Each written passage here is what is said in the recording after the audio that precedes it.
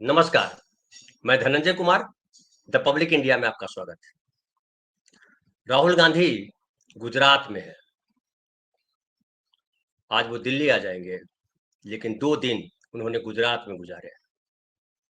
उसके पहले मुंबई में थे और मुंबई में वो गए थे धारावी, हमने आपको बतलाया ही था। और एकदम अलग राजनीति, औरंगजेब की चर्चा ही नहीं की, कोई हिंदू मुसलमान की बात नहीं की। बीजेपी वालों ने जो है छेड़ने की भी कोशिश की, नेहरू का नाम बीच में ला दिया कि नेहरू ने भी शिवाजी महाराज का अपमान किया था, लेकिन कहीं कोई चर्चा नहीं, कांग्रेस ने कुछ नहीं कहा, किसी नेता ने कुछ नहीं बोला। और गुजरात जाकर के जो कल भाषण किया राहुल गांधी ने, जबरदस्त भाषण उसको कह सकते हैं। और कह सकते हैं कि जो राहुल गांधी जो पिछले 2 सालों से लगातार देश घूम रहे हैं, लोगों से मिल रहे हैं, बातें कर रहे हैं, संविधान की बात कर रहे हैं, नागरिकों की बात कर रहे हैं, अब उनमें काफी परिपक्वता आ गई है। और ऐसा माना जाता है कि जब, माना क्या जाता है, तो इतिहास का फैक्ट है जो मैं बोल रहा हूँ, कि गांधी जब आए भारत साउथ अफ्रीका से लौट करके, तो गोपाल कृष्ण गोखले जो कांग्रेस के नेता थे, उन्होंने कहा, वो कांग्रेस के नेता थे और गुरु भी मानते थे गांधी उनको, रानाडे और गोखले को। तो गोखले जी ने कहा कि पहले जाओ, देश घूमो, देश को जानो, देश को समझो, उसके बाद जो है संभालो। और गांधी निकले देश घूमने के लिए। उसी में उन्होंने कपड़े भी अपने बदले, वेशभूषा बदली, और जो सूट बूट वाले गांधी थे, वो धोती वाले गांधी बन गए। धोती भी क्या, बिस्टी टाइप का ही है, जिसको किसानी धोती जिसको कहते हैं हमारे यहाँ। और बदन पे कोई कपड़ा दूसरा नहीं, कुर्ता नहीं, केवल धोती, उसी को पहन लिया, उसी को लपेट लिया। ये आम जो नागरिक थे देश के, उनकी वेशभूषा थी। और जब चंपारण गए गांधी, तो गांधी ने चंपारण में खास काम किया, नील के किसानों की लड़ाई लड़ी उन्होंने। और नील के किसान जो थे, तिनकठिया वहाँ बड़ा फेमस, अगर आप नील की खेती के बारे में जानेंगे, और वहाँ जो आंदोलन हुआ था उसको लेकर के, तो 3 कट्ठा, मतलब 20 कट्ठा में 3 कट्ठा खेत जो है वो नील उगाना पड़ता था। अगर नील नहीं उगाते थे तो आपको दंड मिलता था। नील नील उगाना जरूरी था। तो नील जो है कठिन काम था, नील उगाना। तो किसान बहुत प्रताड़ित थे। गांधी गए, राजकुमार शुक्ल थे वहां के नेता, स्थानीय नेता, वो गांधी को ले गए थे, वहां रिक्वेस्ट किया और गांधी गए थे। और गांधी ने वहां जो आंदोलन किया, माना जाता है कि देश की आजादी में पहली बार जन आंदोलन हुआ, जनता साथ जुड़ी, और लगा कि जो लड़ाई है देश को आजाद करने की लड़ाई, वो कुछ नेताओं की, कुछ लोगों की, एलिट वर्ग की, या कहिए वकीलों की, उस समय वही लोग लड़ रहे थे, अलग अलग ग्रुप्स में लड़ रहे थे। उनकी लड़ाई नहीं है, बल्कि ये आम आदमी की लड़ाई है। और आम आदमी स्वतंत्रता संग्राम से जुड़ा। 1857 को आप जानते हैं, सिपाही विद्रोह के नाम से जाना जाता है। 1857 में भी रहा कि जो रजवाड़े थे वो लड़ रहे थे अंग्रेज के खिलाफ। लेकिन जो गांधी के आने के बाद जो देश बदला, और उसके पहले अगर बात करूं तो कांग्रेस की जो स्थापना हुई 1885 ईस्वी में, उसमें यह था कि कांग्रेस की लड़ाई आम नागरिकों के लिए हुई थी, कि यहाँ भी देश के नागरिकों को, जैसे लंदन के नागरिकों को, इंग्लैंड के नागरिकों को समझाता जाता है, वही अधिकार यहाँ भी मिले। आजादी की लड़ाई नहीं शुरू हुई थी, कानूनी लड़ाई शुरू हुई थी, कि कानूनन जो अधिकार है हमको मिलने चाहिए। बाद में गांधी के आने के बाद, फिर काफी साल के बाद जो है आजादी की बात हुई, 29-30 में आकर के। तो गांधी जो है वो माने जाते हैं कि गांधी ने आम आदमी को राष्ट्रीय आंदोलन से जोड़ा। राहुल गांधी ने आज भाषण देते हुए गांधी का विशेष जिक्र किया और सिलसिलेवार जिक्र किया। बहुत बढ़िया भाषण उसको कहेंगे, आप सुनिए। द पब्लिक इंडिया पे भी शायद उपलब्ध हो जाए, और द नागरिक पे भी आप सुन सकते हैं, और दूसरी जगह आपको सुन सकते हैं। बहुत बढ़िया भाषण दिया उन्होंने। तो शुरुआत वहीं से की, गांधी से शुरुआत की, और कहा कि एक जो है साउथ अफ्रीका से एक नेता आया नेतृत्व करने के लिए कांग्रेस को, और वो नेता, वो नेतृत्व करने वाला व्यक्ति गांधी थे। गांधी गांधी को गुजरात ने बनाया। और अगर गांधी की कहानी पढ़िएगा तो उसमें है कि जब गांधी यहाँ से गए विदेश, तो किस तरह से उनकी माता जी और उनके पिता का प्रभाव था, और गुजराती कल्चर की वजह से वो जो है धीरे धीरे जुड़ते चले गए। लंबी कहानी है।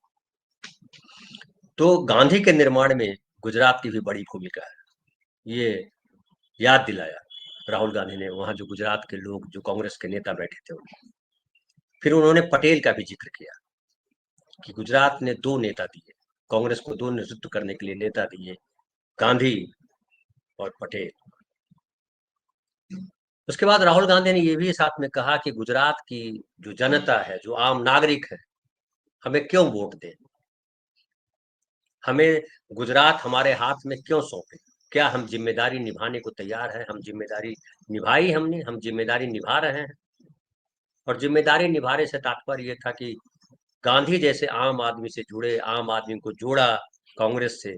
क्या कांग्रेस पार्टी के आज के नेता आम आदमी से जुड़े हुए हैं? क्या आम आदमी को कांग्रेस के से जोड़ना चाह रहे हैं? ये बात उठाई। और महत्वपूर्ण बात यह रहे कि कांग्रेस पार्टी के भीतर या अपने भीतर राहुल गांधी ने आत्म समीक्षा जैसे की। कांग्रेस पे बात करते हुए, गुजरात कांग्रेस पे खास करके बात करते हुए लोग अक्सर बोलते हैं कि गुजरात में कांग्रेस है कहाँ, और कांग्रेस के भीतर भी जो लोग हैं वो बीजेपी की तरफ। राहुल गांधी ने आज इसको चिन्हित किया, ओपनली कहा, और कहा कि हमारे कांग्रेस के भीतर आधे लोग ऐसे हैं जो बीजेपी के लिए काम करते हैं, और उनको पहचानने की बात की। और कहा कि उनको निकाले जाने की जरूरत है, 10, 20, 50 लोगों को निकाल दीजिए, तब जाके कांग्रेस सही हो। कांग्रेस के लिए आमतौर पर ये लोग बात करते हैं। फिर उन्होंने उस एक जो रूपक कहिए, रूपक का जिक्र किया राहुल गांधी ने की। एक कार्यकर्ता उनको मिलने आया था किसी प्रदेश से, और उसने कहा कि राहुल जी, आपकी पार्टी में दो तरह के नेता है, दो तरह के कार्यकर्ता है, एक शादी वाले और एक रेस वाले। शादी वाले घोड़े की तरह और रेस वाले घोड़े की तरह। कांग्रेस पार्टी क्या करती है कि शादी वाले घोड़े को रेस में दौड़ा देती है और रेस वाले घोड़े को शादी में नचा देती है। ये कांग्रेस पार्टी की गलती है। राहुल गांधी ने फिर इसको चिन्हित किया, और उन्होंने बाकायदा कहा कि हमारे जो कार्यकर्ता हैं, बहुत सारे कार्यकर्ता हैं जो आम आदमी से जुड़े हुए हैं, नेता हैं जो आम आदमी से जुड़े हुए हैं, लेकिन बहुत कार्यकर्ता और नेता हैं जिनका आम आदमी से संबंध नहीं है, वो दूसरी जगह भी लाभ ले रहे हैं। उसको पहचानना है और कांग्रेस पार्टी को खड़ा करना है। और उन्होंने कहा कि जो वोट प्रतिशत है, बहुत ज्यादा का अंतर नहीं है। हालांकि मैं देख रहा था बैठ करके, ढूंढ रहा था कि कितने प्रतिशत का अंतर है। तो अगर आप जो है देखें, 2022 में गुजरात में विधानसभा चुनाव, और 2022 में जो विधानसभा चुनाव हुआ था उसमें बीजेपी को 53.3% वोट मिले थे, और कांग्रेस को 27% वोट मिले थे। तो 27 और 53 में जो अंतर है, लगभग जो है 25-26% का अंतर है। लोकसभा की अगर बात करें तो लोकसभा में 2024 में जो लोकसभा चुनाव हुआ था, उसमें बीजेपी के पास 62.8% वोट है, और कांग्रेस के पास 31.8% वोट। तो यहाँ भी समझ लीजिए 21% वोटों का अंतर है। हालांकि राहुल गांधी कह रहे थे कि हमको 5% वोट बढ़ाने की जरूरत है। उसमें हो सकता है कि 2022 के चुनाव में जो आम आदमी पार्टी को वोट मिले थे, उसको भी देख रहे होंगे कि आम आदमी पार्टी ने भी कोई 12-13% वोट लिया था। लेकिन उन्होंने ये चिन्हित किया कि तेलंगाना में हमने 22% वोट बढ़ाया, और अगर कांग्रेस चाहे, हम कार्यकर्ता चाहे, तो हम जो है जीत सकते हैं। तो जो राहुल गांधी लोकसभा चुनाव के बाद जब वो बोल रहे थे पिछले साल संसद में, तो उन्होंने कहा था कि हम आ रहे हैं, गुजरात में आपको हराएंगे। और गुजरात में मोदी और बीजेपी को हराएंगे, ये राहुल गांधी ने कहा था। हरियाणा और महाराष्ट्र और दिल्ली में कांग्रेस की हार के बाद राहुल गांधी ने, या कहिए कांग्रेस ने, ये प्लान बनाया कि गुजरात से ही लड़ाई शुरू करनी पड़ेगी। जो गढ़ है बीजेपी का, वहीं घुसना पड़ेगा। और उसी घुसने के क्रम में राहुल गांधी ने जो अपना नजरिया रखा है कि किस तरह से हम जीत सकते हैं, किस तरह से आम आदमी के साथ जुड़ना होगा आपको, और किस तरह से जो सोए हुए या कहिए स्लीपर सेल जिसको कहते हैं बीजेपी के स्लीपर सेल, उनको हम चिन्हित करें, उनको हटाएं और सड़क पे आना पड़ेगा, आम आदमी की लड़ाई लड़नी पड़ेगी, राहुल गांधी ने कहा। और जो इसमें कहा उसमें देखिए, अब चूंकि इस बार जो है गुजरात में ही अखिल भारतीय कांग्रेस कमेटी की बैठक होने जा रही है, अधिवेशन होने जा रहा है, 8 अप्रैल और 9 अप्रैल को होगा, 2 दिन का है। और इतिहास की बात करें थोड़ा सा, तो ये 64 साल के बाद कांग्रेस की बैठक वहां होने जा रही है। इससे पहले 1969 में बैठक हुई थी। तो जिस तरह से राहुल गांधी ने जिस तेवर में भाषण किया, जिस तरह से अपने कार्यकर्ताओं में जोश भरा, जिस तरह से आत्मनिरीक्षण किया, जिस तरह से आत्मलोचना की, आमतौर पे जो बड़े नेता होते हैं वो अपनी आलोचना नहीं करते हैं, उनके साथ के जो लोग बैठे होते हैं उनको भर देते हैं हवा कि अरे आप तो महान हो, आपके जैसा कोई नहीं। लेकिन राहुल गांधी जो है, चूंकि वो पदयात्रा उन्होंने की, लंबी पदयात्रा की, कश्मीर से कन्याकुमारी या कन्याकुमारी से कश्मीर, कहिए मैं गलत बोल देता हूँ, कश्मीर याद आता है पहले। तो कन्याकुमारी से कश्मीर तक की जो पदयात्रा की, उसमें उन्होंने कहा कि हमने जो पदयात्रा की उसमें ढेर सारे लोग मिले और उससे पता चला कि कांग्रेस से लोग जुड़ना चाहते हैं, लोग विकल्प चाहते हैं, गुजरात के लोग भी विकल्प चाहते हैं, लेकिन विकल्प बनने के लिए हमारी जो तैयारी है वो कमजोर है, हमको तैयारी करनी पड़ेगी और आम आदमी के मुद्दे, आम आदमी के सवाल हमको एड्रेस करने होंगे, ये राहुल गांधी ने खास तौर पे कहा। और जो आत्म समीक्षा की जब बात आती है तो अक्सर होता है कि बड़े नेता के चारों तरफ लोग घूमते रहते हैं और वही जो है फाइनली रेस के घोड़ा बना दिए जाते हैं, जो बाराती के घोड़े हैं वो रेस के घोड़े बन जाते हैं। लेकिन राहुल गांधी ने कहा कि जब हम लोगों से जुड़ेंगे, जनता के सवाल को उठेंगे, तो खुद ही जनता हमसे जुड़ेगी, कांग्रेस पार्टी से जुड़ेगी।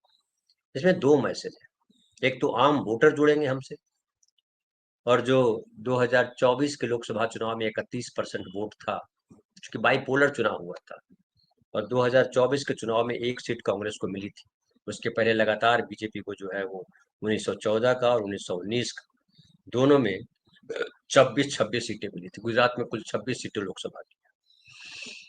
और अगर गौर कीजिए तो मैं अगर देख रहा हूँ प्रतिशत कि 2014 के लोकसभा चुनाव में 60% वोट मिले थे बीजेपी को, 33.5% वोट मिले थे कांग्रेस को।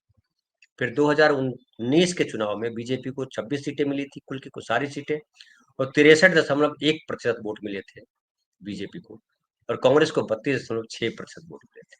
मतलब बीजेपी के 3% वोट बढ़े थे, लेकिन कांग्रेस के 1% वोट घटे थे। फिर 2024 का लोकसभा चुनाव देखिए अगर, तो 25 सीटें बीजेपी जीती, एक सीट पे हार गई। जो बीजेपी है उसका वोट घटा, 62.8% रहा, और लगभग जो है 0.3% वोट जो है वो घटे बीजेपी के। और कांग्रेस का वोट जो है पिछले चुनाव की तुलना में इस बार भी घटा, और 31.8% वोट आया, जो पहले 32.6% वोट था 2019 में, यानी 0.8% वोट घटे। लेकिन यहाँ आम आदमी पार्टी भी जुड़ जाती है, और जिस तरह का चुनाव चुनाव में जिस तरह की मशीनरी, और गुजरात में तो खास तौर पे कहा जाता है कि वहाँ नरेंद्र मोदी, अमित शाह और उनका पूरा तंत्र काम करता है, वहाँ बाकी कोई काम करता नहीं। और जो अब भी कांग्रेस में टिके हुए लोग हैं ताकत के साथ, वो बहुत ताकतवर है, इसलिए टिके हुए। तो अक्सर लोग कहते थे कि कांग्रेस जो है गुजरात के लिए क्या कर रही है और कैसे गुजरात में लड़ेगी। तो राहुल गांधी ने जो मंत्र दिया है वो यही दिया है कि गांधी ने जो सिखाया था, गांधी ने देश को लड़ने का, कांग्रेस को लड़ने का मंत्र दिया, और वो मंत्र था कि हमें किस तरह से लड़ाई लड़नी है, जीने का तरीका हमारा क्या है, लड़ने का तरीका हमारा क्या होगा, लोगों से मिलने का तरीका क्या होगा, उस पर ध्यान दे रहा हूँ। और राहुल गांधी ने गांधी का विशेष तौर पे जिक्र किया, गुजरात का विशेष तौर पे जिक्र किया, पटेल का विशेष तौर पे जिक्र किया, और कांग्रेस का जिक्र किया। किसी की आलोचना नहीं की, बीजेपी की कोई आलोचना नहीं की। लगभग आधे घंटे का भाषण था, 24 मिनट के आसपास का भाषण था, और 24 मिनट के भाषण में राहुल गांधी ने अपना पूरा ऑब्जर्वेशन रखा और उस ऑब्जर्वेशन का मूल था गांधी, पटेल और आम आदमी, इन तीनों को केंद्रित करना होगा। और जो स्लीपर सेल है बीजेपी के भीतर, कांग्रेस के भीतर बीजेपी के स्लीपर सेल, उनको किस तरह से निकाला जाए। तो मुझे लगता है कि जो अधिवेशन हो रहा है 8 और 9 अप्रैल को, उसकी एक वानगी थी और उस पर डिटेल बात होगी। और खास करके जिस तरह से वहाँ रिस्पॉन्ड कर रहे थे लोग, वो बड़ा अच्छा लग रहा था कि लोग बढ़िया से रिस्पॉन्ड कर रहे थे। और जो कांग्रेस के कार्यकर्ताओं में जिस लगता है कि एक नई ऊर्जा का संचार किया राहुल गांधी कांग्रेस के नेताओं के लिए नहीं केवल, बल्कि वो लोग जो बदलाव चाहते हैं देश में, वो भी उनकी तरफ उम्मीद की नजर से देख रहे हैं। आम लोग जो चाहते हैं कि बदलाव करें, बदलाव चाहते हैं देश में, बदलाव चाहते हैं गुजरात में, वो तमाम लोग। लेकिन सवाल वही उठता है कि क्या विकल्प है। राहुल गांधी ने कहा कि हमको गुजरात में विकल्प बनना होगा और उसके लिए लड़ाई लड़नी पड़ेगी। तो राहुल गांधी का ये भाषण जो है महत्वपूर्ण है, राहुल गांधी ने जो कहा वो महत्वपूर्ण है। और इससे पता चल रहा है कि कांग्रेस पार्टी ने अब अपनी गलतियों को, अपनी कमजोरियों को पहचाना है और नई राह किस तरह से हम पकड़े, वो तय कर लिया है। और वो दिखाई पड़ेगा 8-9 तारीख के कन्वेंशन में। तो फिलहाल इतना ही, बहुत बहुत धन्यवाद।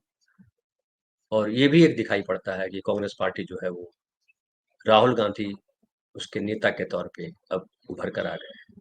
कांग्रेस पार्टी को में जो पहले था कि कई गुट है, कई भाषा है, कई बोली है, अब लग रहा है कि वही होगा जो तय कर रहे हैं राहुल गांधी।